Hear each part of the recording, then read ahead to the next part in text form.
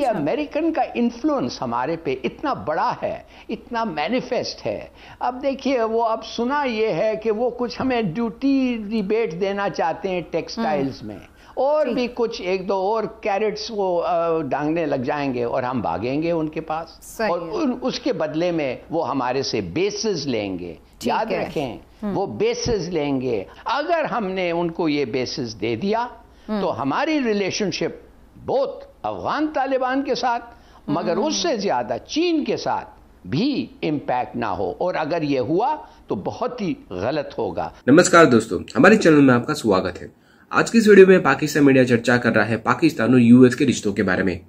जैसा कि हम जानते हैं कि पाकिस्तान कभी यूएस को अपना बाप मानता था और उसकी गोद में ही बैठा रहता था, और उस वक्त पे यूएस भी पाकिस्तान को पूरा सपोर्ट करता था।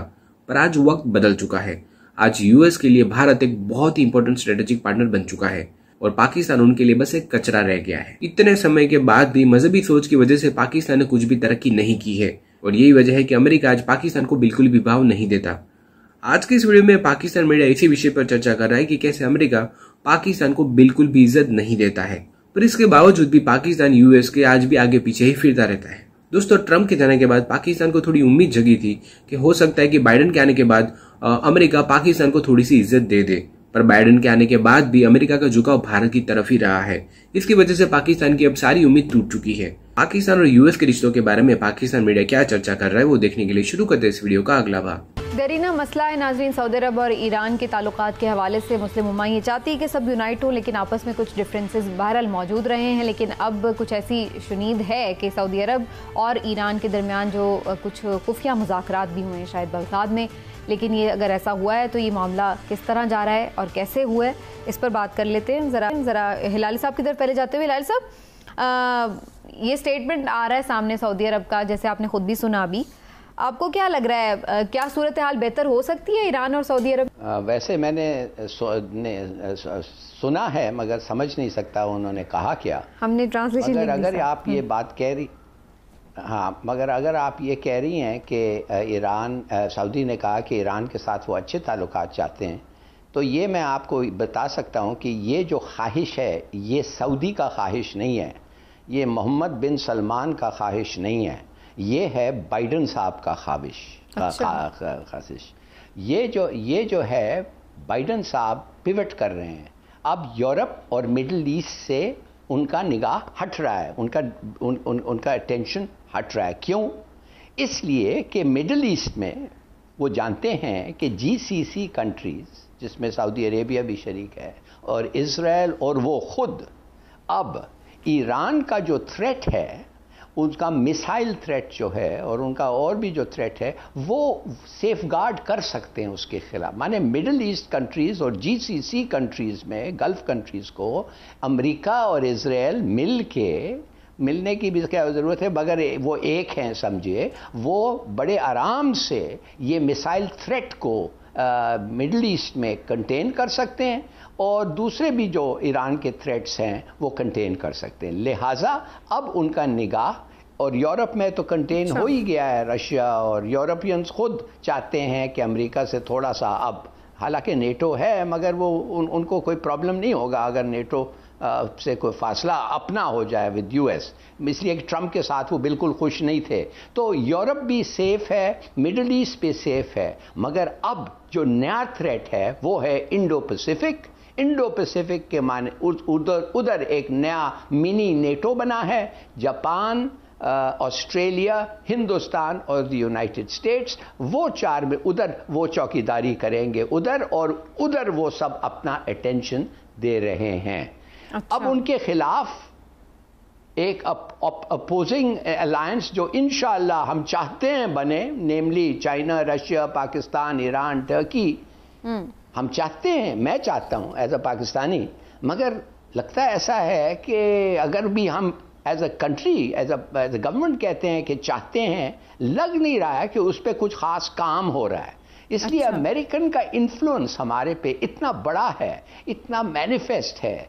अब देखिए, वो अब सुना ये है कि वो कुछ हमें ड्यूटी रिबेट देना चाहते हैं टेक्सटाइल्स में, और भी कुछ एक दो और कैरेट्स वो डांगने लग जाएंगे और हम भागेंगे उनके पास, और उसके बदले में वो हमारे से बेसिस लेंगे। याद रखें, वो बेसिस लेंगे, हमारी कोलैबोरेशन, है वो फ्री में तो कुछ भी हमसे नहीं करवाएंगे। बिल्कुल ठीक है, जाहिर सी बात है। हाँ, और अगर हमने ये, let me and by saying, मेरे ख्याल में अगर हमने उनको ये बेसिस दे दिया तो हमारी रिलेशनशिप बहुत अफगान तालिबान के साथ, मगर उससे ज्यादा चीन के साथ भी इम्पैक्ट ना हो, और अगर ये हुआ तो बहुत ही गलत होगा। तो मेरे ख्याल में आई होप जो हम कर रहे हैं, we are keeping our eyes open. ठीक, इमरान साहब, अब इसमें दो तीन चीज़ें, एक तो जो फर्स्ट मेरा हिलाली साहब से कि ईरान और सऊदी अरब के ताल्लुकात, आप लगता है कि मसाइल इनके दूर हो सकते हैं, इख्तिलाफात, और फिर बाद में हम उसके ऊपर भी बात करते हैं जो हिलाली साहब बात करें कि एक नया ब्लॉक कोई बन सकता है ऐसा एक दूसरे ब्लॉक के अगेंस्ट।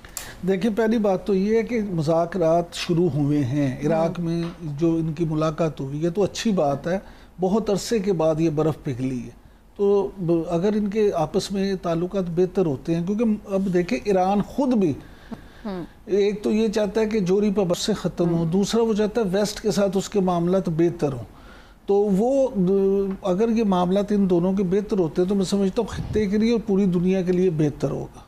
और आपको क्या लग रहा है जो हिलाली साहब ये बात कर रहे हैं कि एक ब्लॉक बन रहा है जिसमें अमेरिका और ऑस्ट्रेलिया और इंडिया को बता रहे हैं, इसके अगेंस्ट हमारे पास हमें कुछ करना चाहिए काउंटर? क्यों नहीं करना चाहिए? जब पूरी दुनिया अपने मामला देखती है तो पाकिस्तान को अपना मफाद क्यों नहीं देखना चाहिए? पाकिस्तान को चीन के साथ, रशिया के साथ, तुर्की के साथ, ईरान के साथ मिलके एक ऐसा ब्लॉक जरूर बनाना चाहिए, क्योंकि ये देखे ना, नेचुरली ये ऐसा खित्ता बन जाता है, ये ब्लॉक ऐसा बन जाता है जो बहुत ज़्यादा फर्टाइल भी होगा और आपस में एक दूसरे के मसाइल भी ये हल कर सकते हैं।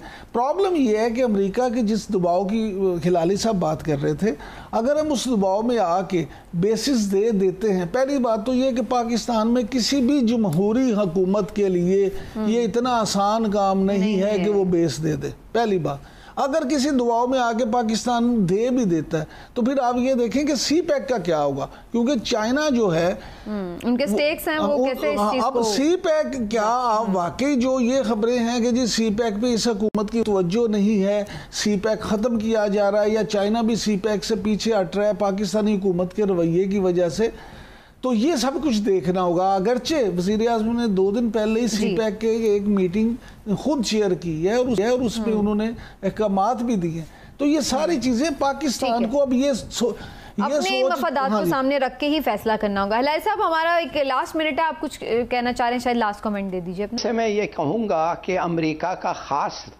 सिर्फ एक इंटरेस्ट है हमारे में, और वो है इसलिए कि हमारे पास न्यूक्लियर वेपन्स हैं और वो इस इलाके में रहना चाहते हैं, और कि हमारे न्यूक्लियर वेपन्स, अगर वो चाहते हैं खुदा ना खास्ता कोई ऐसा थ्रेट आए जो मुल्लाओं के हाथ में ये वेपन्स चले जाएं, तो उस वक्त हम एक्ट करेंगे।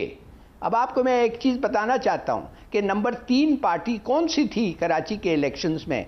TLP, ठीक है ना? ये पार्टी जो है ये बहुत जल्दी से ऊपर आई है और ये सब लोग नर्वस हो रहे हैं। मिसाल के तौर पे अगर रिजवी के हाथ में हमारे एसेट्स आ गए तो आप समझते हैं कि लोग कुछ नहीं करेंगे जो दूसरे हमारे कहां से आ जाएंगे? सर, इतना आसान थोड़ा कि कोई भी जाके वहां पे वो एसेट्स अपने कब्जे में कर दे। फौज ने पूरे इंतजामात किए हुए हैं, पूरी एक स्ट्रेटेजी होती है। अमेरिकन्स के पास नहीं, मैं आपको बताना चाहता हूँ, हेलीकॉप्टर्स हैं, ट्रेंड पर्सनल है, और उनका काम अफगानिस्तान में कुछ नहीं है, सिर्फ और सिर्फ यही है कि टू बी रेडी कि खुदा ना खास्ता कभी एक्शन लेना हो तो ये वो करेंगे। और वो कहते हैं, शायद इससे पहले ही हो जाता, मगर वो क्या कहते हैं? वो कहते हैं 80% पाकिस्तान के एसेट्स जिधर हैं हमें पता है, वो 20% है जो हम सीज करना चाहते। अगर आज वो कर सकते वो कर लेते। तो हिलाली साहब अमेरिका को ये पता होगा उनके ख्याल में कि 80% एसेट्स कहाँ हैं, लेकिन उन्हें पाकिस्तान का नहीं पता और पाकिस्तानियों का नहीं पता। उन्हें पता ही नहीं कि जहां वो 80% समझते हैं वहां 8% भी नहीं होंगे। बिल्कुल जी, पूरा